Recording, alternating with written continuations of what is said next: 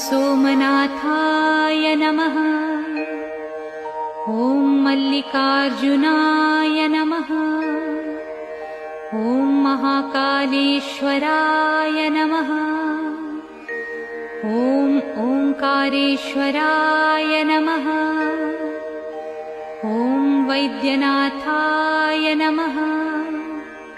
ॐ भीमशंकराय नमः।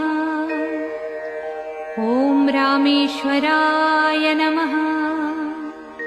ॐ नागेश्वराय नमः। ॐ विश्वेश्वराय नमः।